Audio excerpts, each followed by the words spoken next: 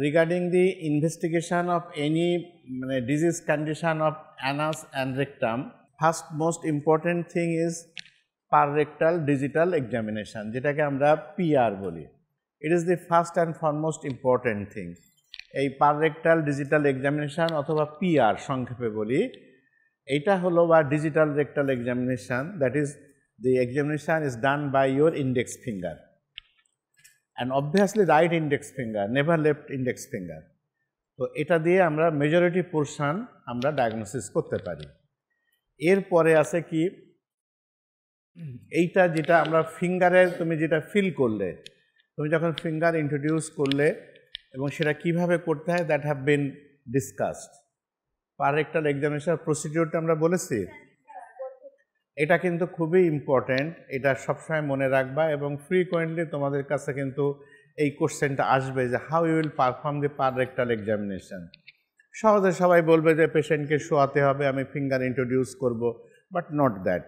যে প্রসিডিওরগুলো বলা হয়েছে এই প্রসিডিওরগুলো ফলো না করলে ইটস টোটালি রং থিং. আচ্ছা, এরপরে যেটা তুমি পাররেক্টালি ফিল করলে, তুমি হয়তো ফিল করেছো যে প্রোস্টেটটা একটা সমস্যা আছে, কি ওর ভিতরে কোনো একটা গ্রোথ আছে, কি ওখানে স্ট্রিকচার আছে, কি আলসার আছে, whatever is your feelings by your index finger, that should have to seen by your eyes, and this procedure is called proctoscopy. একটা প্রক্টোস্কোপ একটা ইনস্ট্রুমেন্ট, একটা ফানেল শেপড একটা ইনস্ট্রুমেন্ট, যেটার লেন্থটা ঠিক ইন্ডেক্স ফিঙ্গারের লেন্থের মতোই এতটুকু. ওই পোর্শনটা আমরা রেকটামের ভিতরে ইন্ট্রোডিউস করি অ্যান্ড এক্সটার্নালি লাইট সোর্স দিয়ে তুমি ইন ইউর ওন ন্যাকেট আইতে তুমি এটা দেখবে. ক্লিয়ার?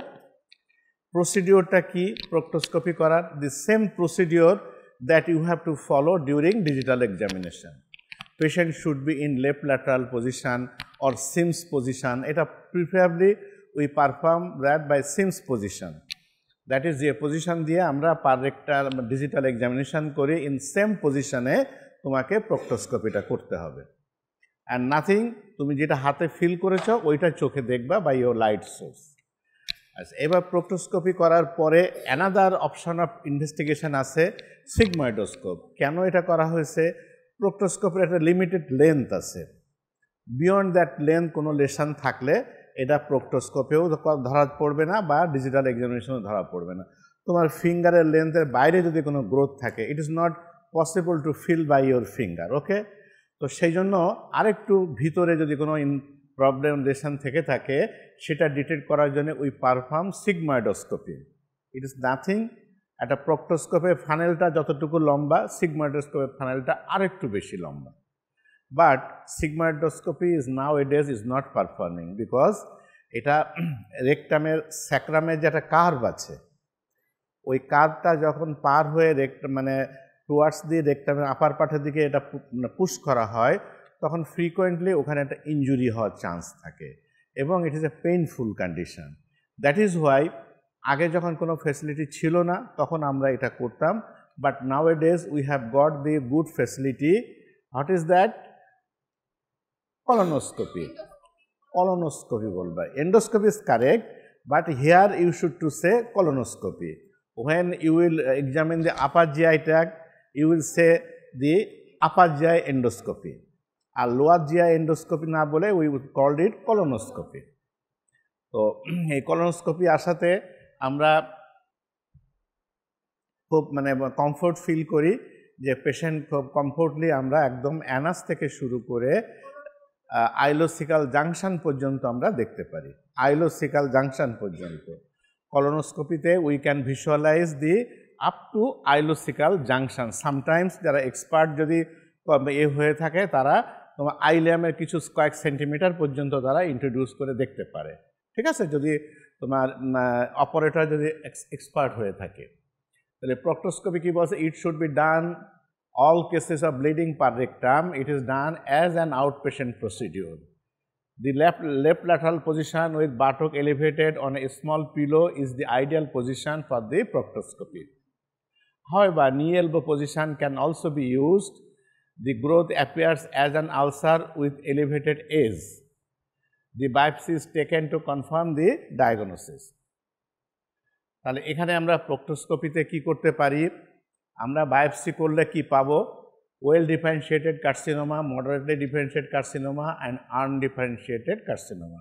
দ্যাট ইজ একটা কার্সিনোমাটাস গ্রোথ আছে, সেটা ওয়েল ডিফারেন্সিয়েটেড, মডারেটলি ডিফারেন্সিয়েটেড অথবা আনডিফারেন্সিয়েটেড, এটা আমরা অ্যাসেস করতে পারবো। আর একটা procedure before the use of colonoscopy, আমাদের কাছে আরেকটা সিগময়েডোস্কোপির বিকল্প আরেকটা জিনিস আমাদের হাতে ছিল, সেটা হলো barium enema X-ray of the large gut. অনেক সময় বলে double contrast barium enema X-ray. এটা ওয়েল পপুলেটেড ছিল। নাওএডেজ এটার এখন ব্যবহারটা, মানে যেহেতু কলোনোস্কোপি এসে গেছে, এর ব্যবহারটা এখন কমে আসছে, গ্রাজুয়ালি কমে আসছে। এই বেরিয়াম এনেমা এক্স-রেটা ইজ নাথিং। আমরা বেরিয়াম পাউডারটা ডিজলভ, মানে সলিউশন বানায় এটা একটা টিউব দিয়ে, রেকটাল টিউব দিয়ে আমরা পুশ করে দিয়ে দিই।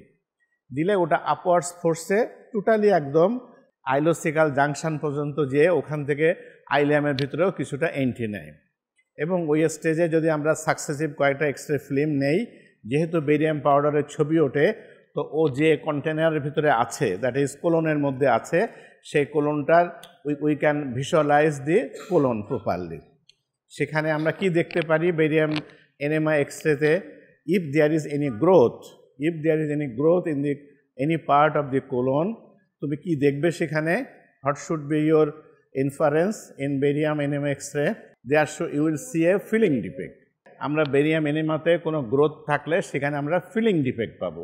কোলনটা যে সাইড শেপের আছে, ও যেখানে গ্রোথ আছে ওই জায়গায় যে, তো সেটা পাবে না, একটা সেটা মনে হয় যে ভরা জিনিস, ওখানে ফিলিং ডিফেক্ট পাবে। It is indicated when proctoscopy and sigmoidoscopy fail to give a diagnosis due to spasm of the colon. When carcinoma arises in multiple polyposis coli or ulcerative coli, barium enema is done to rule out these synchronous malignancies. আচ্ছা, তাহলে আমরা ওই জায়গাটাতে পাবো আমরা feeling defect পাবো। আচ্ছা, এরপরে আরও কোলোনোস্কোপি আসলো। কোলোনোস্কোপিটাতে আমাদের সবচেয়ে গোল্ড স্ট্যান্ডার্ড আমরা ধরি, তার কারণ হলো কি, if there is growth can be found by the colonoscope, then we have the option to perform a tissue sample for histopathology. তাহলে এই কাজটা আমরা অন্য কোনো জায়গার থেকে আলাদাভাবে, অন্য কোনো জায়গার থেকে করতে হলে আলাদাভাবে করতে হবে, বাট এখানে তুমি ওই প্রসিডিওরের সাথে তুমি বের করে নিয়ে আসতে পারছো। আরেকটা অপশান আছে ডায়াগনোসিস করার, ইনভেস্টিগেশন করার, দ্যাট ইজ হচ্ছে কার্সিনোমা মার্কার।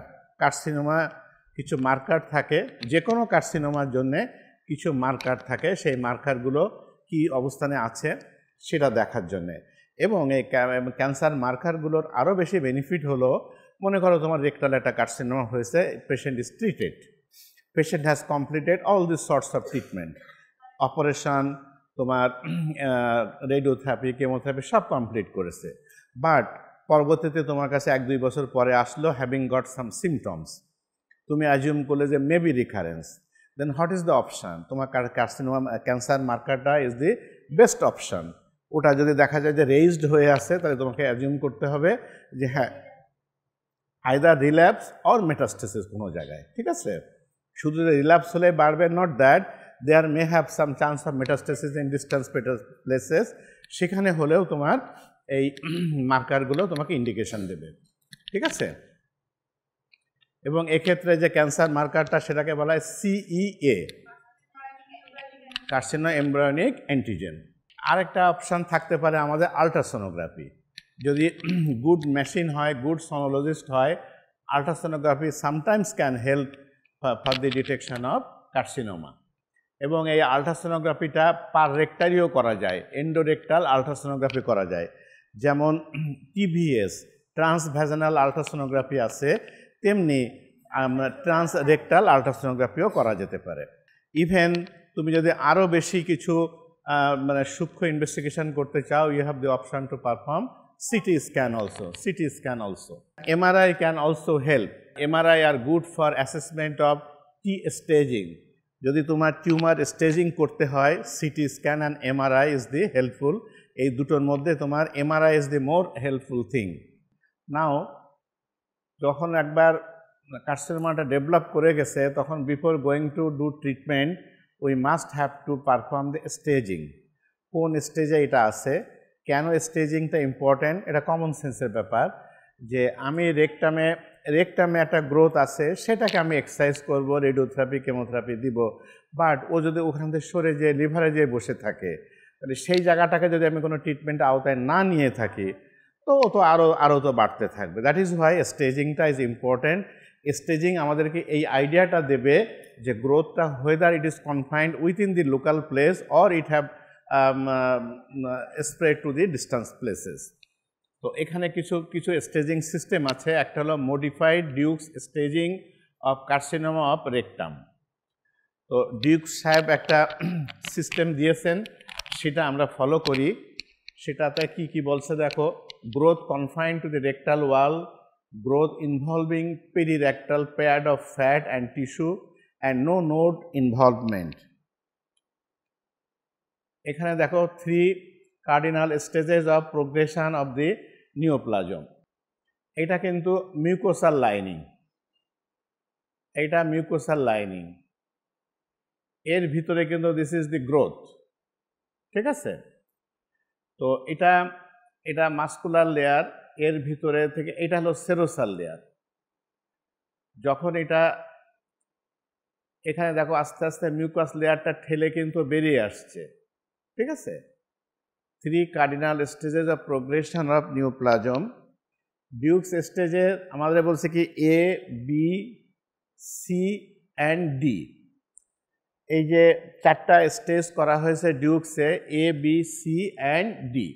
এতে বলছি আমরা ডিউকস স্টেজিংয়ে আমরা যদি এ গ্রেডকে বলতে পারছি যে growth confined to the rectal wall, ও রেকটাল ওয়ালের বাইরে কোথাও আসেনি। বিতে growth involving perirectal pad of fat and tissue but no lymph node is involved. বিতে আবার 2টা ভাগ করেছে, B1 অ্যান্ড B2। তারপরে সিতে বলছে কি local lymph node or pararectal lymph নোডগুলো ইনভলভ হয়েছে। আর ডিতে বলছে distance spread, that is liver and lungs etcetera. তো এই ডিউকস স্টেজগুলো তোমরা এই স্টেজগুলো বই থেকে একটু পড়ে নেবে। এরপরে আরেকটা আছে Astler Coller modification of Dukes system. Duke সাহেব যে সিস্টেম দিয়ে গেছিল, আরেক ভদ্রলোক এসে সেটাকে একটু মডিফাই করেছে। সেখানে উনি স্টেজটা কি দিয়েছেন, এ, B1, B2, B3 করেছেন, C2, C3 and D. Distance মেটাস্টেসিসের ক্ষেত্রে কেউ কোনো মডিফাই করেনি, কিন্তু অন্য জায়গাগুলোতে মডিফাই করেছেন। নাও TNM স্টেজিং, যেটা আমরা মোস্টলি করে থাকি, TNM স্টেজিংটা আমাদের কাছে ফেভারেট, আমরা মোস্টলি এটাই করে থাকি। কি points in pathology, that is staging and spread.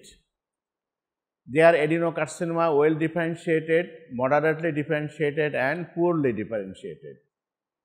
Signet ring carcinoma and colloid carcinoma carry poor prognosis. Spread occur by local, lymphatic and hematogenous and transperitoneal route. তাহলে এখানে তুমি কার্সিনোমা রেকটামের স্প্রেড যদি তুমি বলো, তোমাকে যদি জিজ্ঞাসা করা হয় what are the routes of spread of carcinoma rectum, what should be your answer? No, 4 transperitoneal route একটা আছে, haematogenous, lymphatic, direct spreading and আছে ট্রান্সপেরিটোনিয়াল স্প্রেড। এই কথাটা তুমি একটু বলতে হবে এই ক্ষেত্রে আর কি, কারণ ওরা যদি একবার তোমার মিউকাস লেয়ারটা পার্টস করে বাইরে আসতে পারে, তাহলে ও তোমার পেরিটোনিয়ামের বিভিন্ন জায়গায় এটা সিডলিং করে, ঠিক আছে। ট্রান্সপেরিটোনিয়াল এক্সটেনশন হয়, এইটা একটু মনে রাখবা। Local, lymphatic, haematogenous and transperitoneal route. ক্যান্সারটা যদি তোমার রেকটাম বা অ্যানাল ক্যানালে হয়ে থাকে, ও 4ভাবে তোমাকে স্প্রেড করবে। ট্রান্সপেরিটোনিয়াল একটা রুট এর আছে, বাট অন্য কার্সিনোমা, ব্রেস্টের কার্সিনোমা তো ট্রান্সপেরিটোনিয়াল রুটে আসার কোনোই চান্স নাই। বাট এক্ষেত্রে একটা চান্স আছে যে মিউকাসাল লেয়ারটা যদি ইনভেট করতে পেরে থাকে, তাহলে তো পেরিটোনিয়াল ক্যাভিটি কন্ট্যাক্ট এসে গেল, ওখান থেকে অন্য জায়গায় ও বীজ ছড়াতে পারে।